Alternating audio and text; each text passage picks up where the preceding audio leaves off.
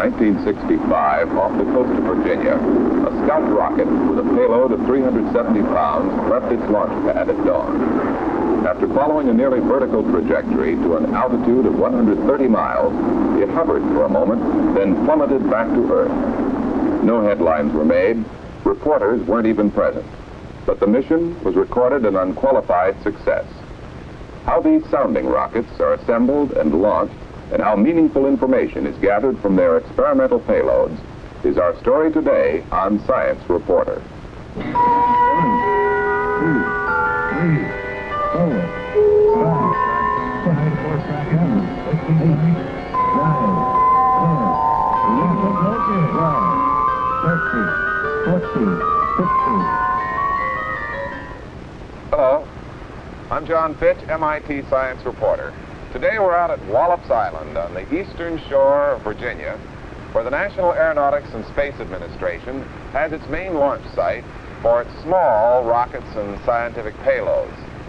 You know, 20 years ago, nothing as big as a baseball could be launched without the whole world's undivided attention.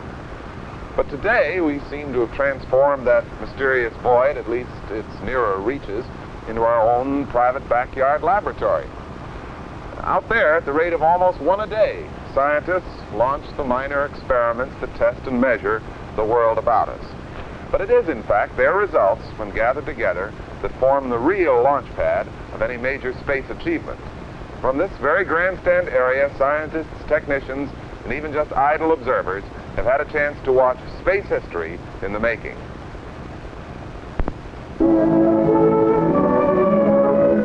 The sounding rockets, launched quite routinely from this barren shore, vary in size from the 6-foot HASP to the 72-foot Scout. They can send hundreds of pounds of instrumentation as much as 3,500 miles into space. Since the end of World War II, these workhorses have sent back valuable information about the composition and characteristics of our upper atmosphere.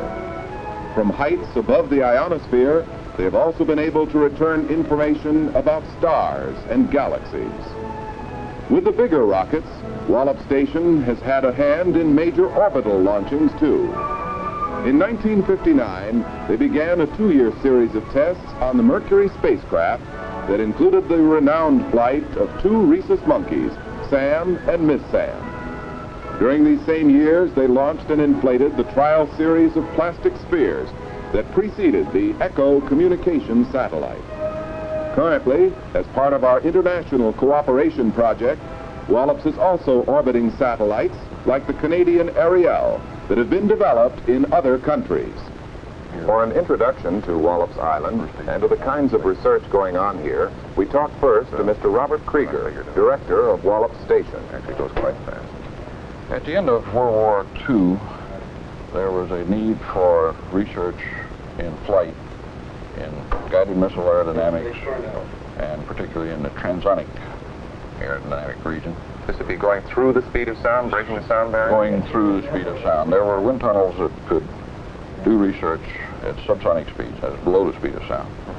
And there were some wind tunnels that could do work above the speed of sound or in the supersonic region. But there was no way to obtain valid research data at transonic speed or the speed of sound, Mach number 1. Better to use a rocket than to build a wind tunnel that would go through this area? You didn't know how to build a wind tunnel that would go through this area at that time. So Wallops was established with these ideas in mind, to do research in these areas. We were established in 1945. As far as we know, this makes us the first establishment that engaged in research by means of a rocket-propelled test vehicle. We are a civilian agency, and also, as far as I know, we're the only rocket shooting range that's completely managed and operated by civilian personnel. And what kinds of rockets, what kinds of experiments take place at Wallops? Well, primarily sounding rockets, space probes. These would be things that go up and then fall back down again? Go up more than one Earth radii and come back to Earth, suborbital flights. And finally, small scientific satellites. The small scientific satellites are fired on Scout, which is the vehicle that the performance curves are shown here from a firing a few months ago. So you do put satellites into orbit? Oh yes, we have about 9 satellites in orbit by now. Whom do you do this work for? Oh, we work for, of course, the other NASA centers.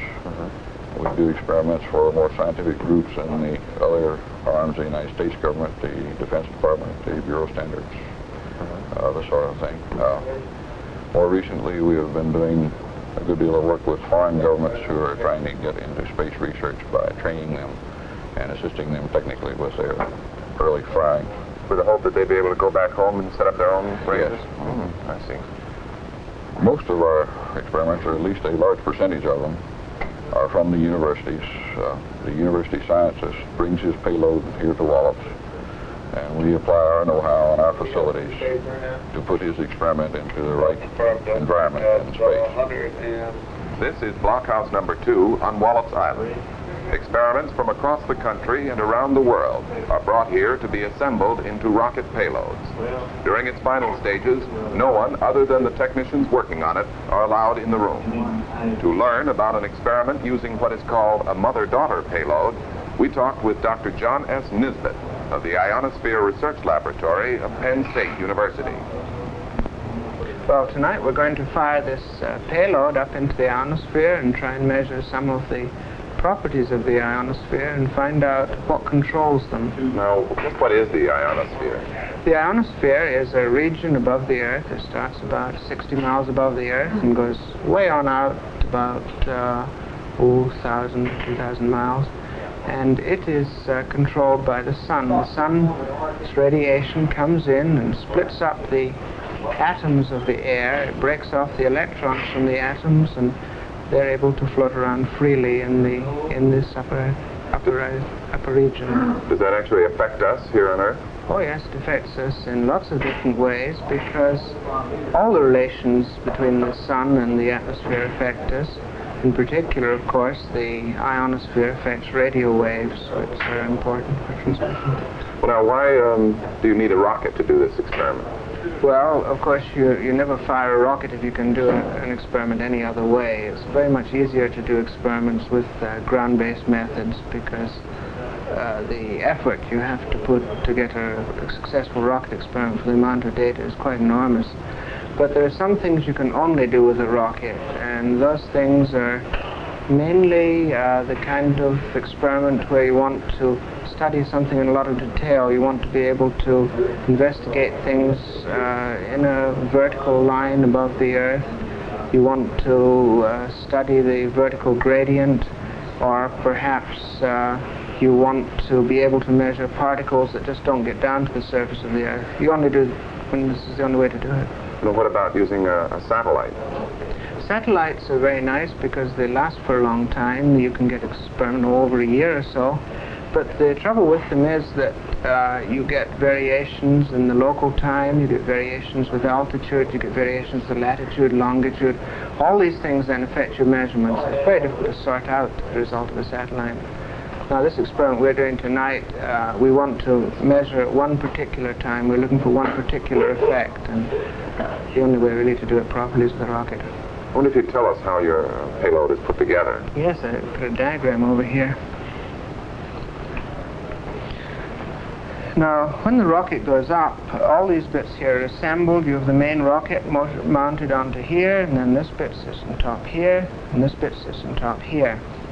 Now, once the thing gets up into the upper atmosphere, up into the ionosphere, we break the whole payload up. We separate all these sections. The first bit to go is the main rocket in this section here, and then we're left with these two bits sort of floating freely up in the upper atmosphere.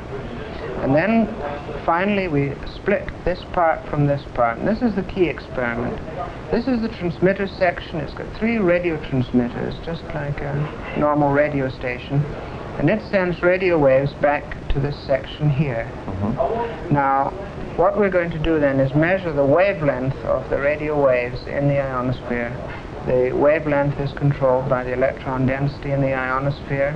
We've got a whole lot of other gauges up here that are going to tell us things about the incoming photoelectrons and the electrons that we have up there. We're going to put all this data together, and then we're going to transmit it back from a telemetry transmitter in here right back to Wallops Island. You now know, of course, how to assemble the fins, how to torque the different items into place. But let me impress on you that the most important point is to be assured that you have a proper rotation in the vehicle so that you have a proper roll, which gives you good trajectory. What we're going to do To lift experiments into the upper atmosphere, Wallops Station can call on a whole family of rockets, ranging in size from a 6-foot Arcus to a 72-foot Scout, capable of putting satellites in orbit. vertically. Some of these rockets are put together here in Assembly Shop 1. Engineers from a number of countries come to Wallops to receive training in rocket assembly and launch as part of NASA's program in international cooperation. Like I said, Here, project leader Jack Hurdle explains the rocket alignment procedure to Mr. Ricardo Valenzuela of Argentina and Mr. Ivan Miranda of Brazil. Earlier, we talked with Mr. Valenzuela about his country's space program. and therefore the first. Well, Mr. Valenzuela, what kind of space program does Argentina have? Well, Argentina space program came from 5 years ago when the people in Argentina launched the first vehicle made in Argentina. Oh, really? Well, what was this for? What was the purpose of the rocket? Well, the purpose of this rocket was to make some measurements in the atmosphere. And the first principal purpose of the first one was ballistics determinations in the flight trajectory. Where do you launch these from? We launched this rocket from Chamical. Chamical is an old-fashioned Air Force base we put in shape for this purpose. Is it on the edge of the water, or do these... No, the Chamical base is just in the middle of the country. So when they fall down on land? Yes, we fire against Salt Lake. Well, what brings you to the United States and to Wallops? Well, the purpose was to be an Argentine member in the ExaMedNet program. What is that? Well, this is an experimental inter-American rocket network program. What is it to do? What is it for? It is for made some meteorological measurements in the upper atmosphere from 30 to 60 kilometers. And who is participating in this? The countries who participate in this program are the United States of America, Brazil, and Argentina.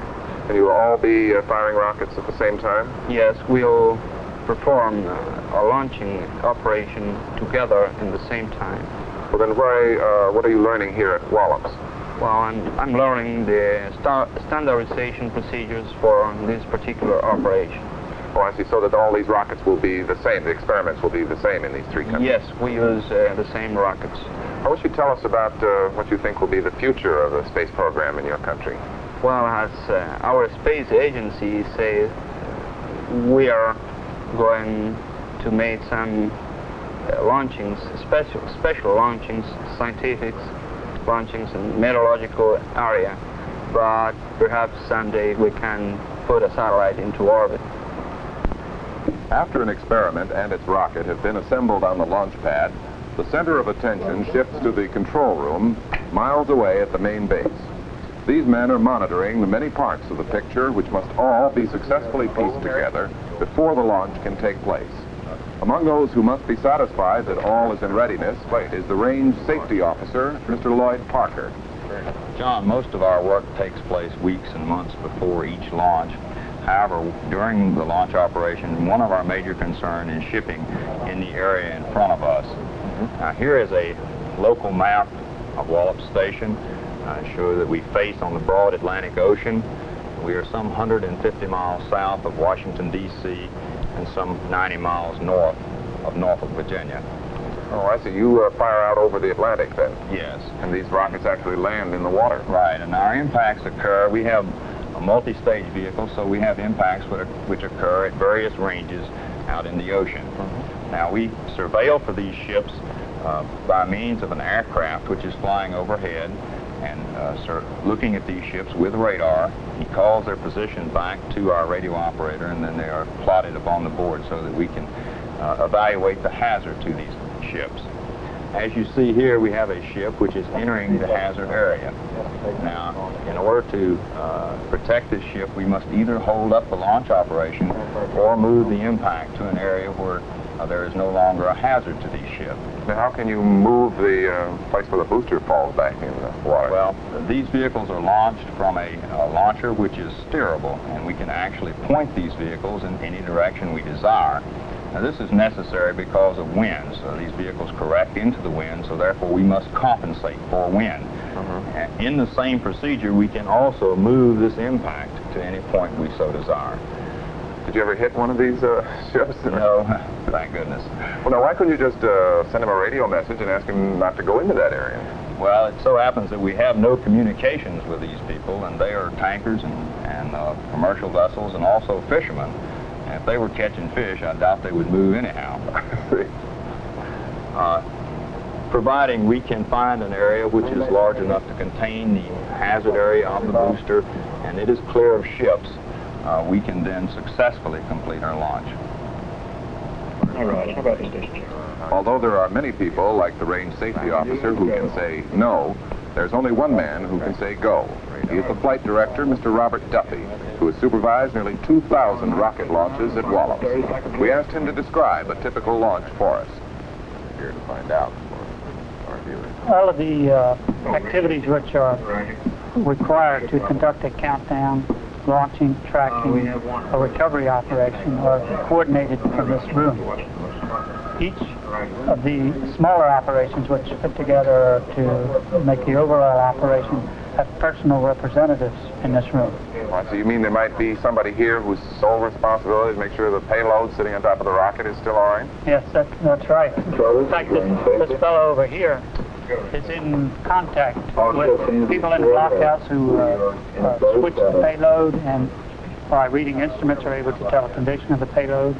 And he even talks to another fellow in the telemetry building who is monitoring the radio signal which the payload is putting out. See, the payload sitting on the rocket is sending out radio signals just as it will when it goes up. That's right. And he's able to tell you the condition of it right through launch. The fellow over here is talking to the launch vehicle preparation people. They're working in the blockhouse and on the pad preparing the launch vehicle. He keeps us advised in their status and also them advised of the status of other operations. The Wallops project engineer here is kind of our local expert on the job. He has been with this project since it was decided that it would be launched at this range. So he knows all the little details in the special requirements which are required to make this a successful experiment. So he really acts in as the assistant test director in this case. Down on the other end, we have the man who takes care of the details of the countdown. He makes the countdowns notices. He keeps everyone advised of any schedule changes. He takes care of frequency coordination and answers telephone and takes care of real details. Well, now, what about you as test director? Where do you fit into this? I occupy this position here. You're really at the apex of a tremendous pyramid of people, I imagine. There are people out in the field, and they have their representatives here, and they all in turn report to you. Is that the way it works? Yes, that's right. How many people would be involved in a typical launch? Well, depending upon the complexity, from 100 to 150 people. Must be quite a job just sort of keeping in communication with all these people. Yes, it is. It's easy to see that we use an elaborate setup of communications. We rely on the telephone, intercom, radio, or any other means that we can dream up to accomplish this. What about the television and monitors in several places here? Yes, we have closed-circuit television. We have cameras at strategic locations, are able to control them and observe what's going on in the different areas. Some of our other systems, too, such as programming and timing, keeps the count going and ties all the records together. The displays up here come from a computer which is able to take digital information from the radars or other sources and make different computations and give you displays such as you need to run an operation. Well, now, assuming that none of the 100 to 150 people that are involved have said no go, then what happens next?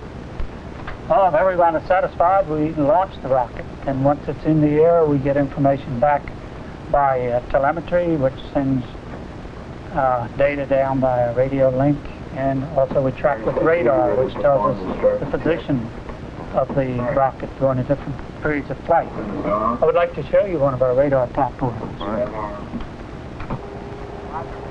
On these radar platforms, we have pre-plotted the trajectory which we expect this rocket to fly.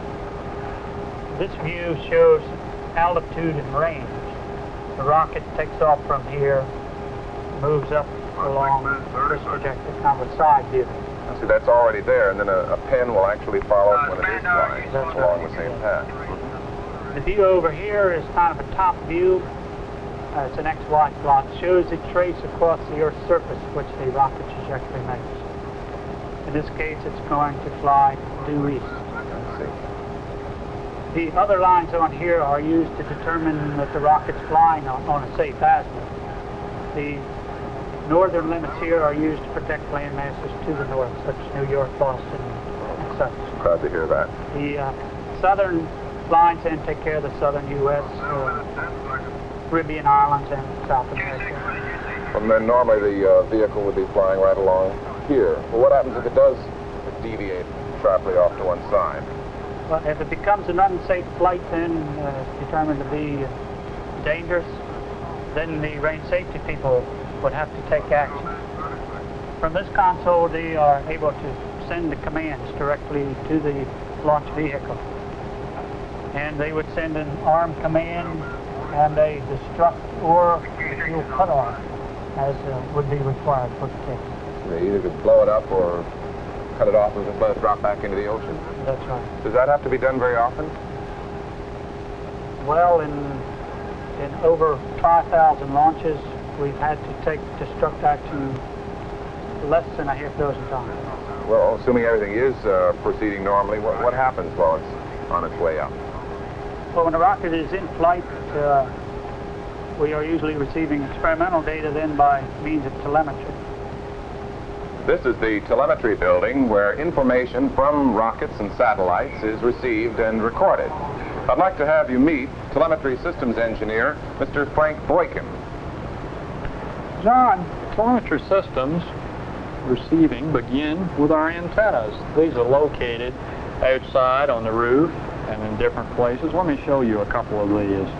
I want to see you have closed circuit television to watch them. Closed circuit TV so that we can slew it in and take a look at the different antennas so we can tell just how they're functioning during an operation. Let me move over here and I'll show you how the controls work.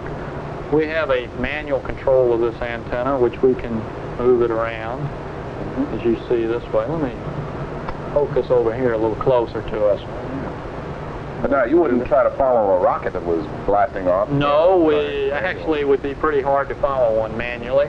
So these antennas have capability of automatically tracking a signal. That is, once they acquire a signal, they will lock onto the signal and follow it. I see. And we also have another method, a program method, such as we would use on our Tyros weather satellite. We know its pre-described orbit, so we set up a program and then slave the antenna to this program and allow the antenna to track on through the program. Bob, would you start the program for us? Here you can see the antenna is following one. This is a simulated type pass. It could be a Tyros pass, Right. or it could be an actual launch from the island. Now, what kind of a signal do you receive on these antennas? Well, we have a receiver here. Let's see what it would sound like. There's the noise you would hear. I'll see if I can tune it in and get a signal. Sort of a singing sound. Yes, there's your signal mixed in with some noise. It would be a weak signal.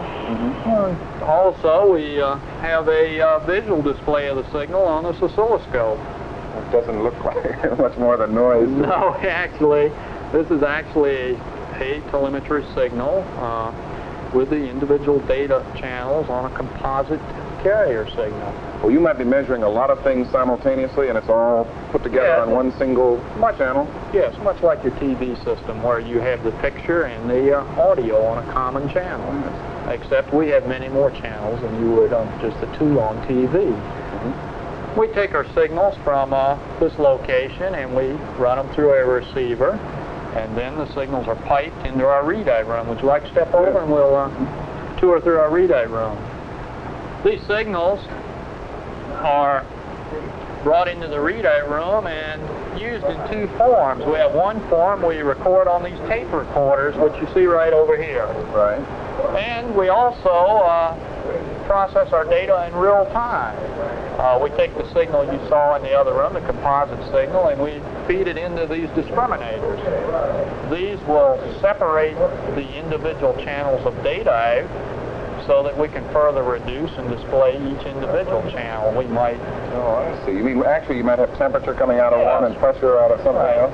For different experiments. Over here, we have our plotboard display, which is actually a display of some signals. We have one running right now of one of the old scout vehicles we fired. You can see here the first stage is firing and going up. This is a plot of acceleration.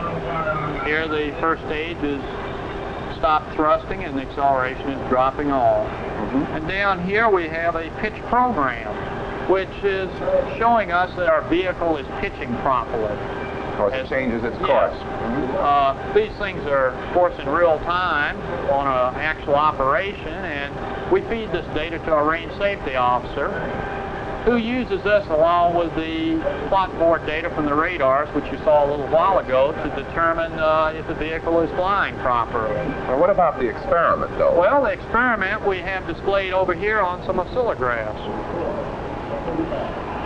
This is a plot of a bioscience project we had some time ago where we shot a rat into space to see from a biological standpoint how he would do. Here you can see these little pips represent his heartbeat. Oh, really? Well, what happened to the rat? Oh, the rat is back and living fine. We recovered him, sent a ship out and recovered him. Here is actually a picture of the rat. And this is the reduction of the data from the telemetry that has been formed by the experimenter. And these are his results. So that's sort of the end product then yes, of your this would be experiment. the end product. And here are some other ones which show different projects we've done. Now, some of these may take this telemetry data and further reduce them in a computer. They would smooth the data and reduce it out in a computer form. These would be the various experimenters having gone back to their universities or to their NASA laboratories, worked on the information, and finally come up with what they wanted, the finished report. Right. This would be an example of the raw data before it is actually processed. Well, thank you very much, Mr. Boykin. This has been extremely interesting. Today, we've been visiting Wallops Station at Wallops Island, Virginia, to learn more about NASA's program for rockets and small satellites. I'm John Fitch, MIT science reporter.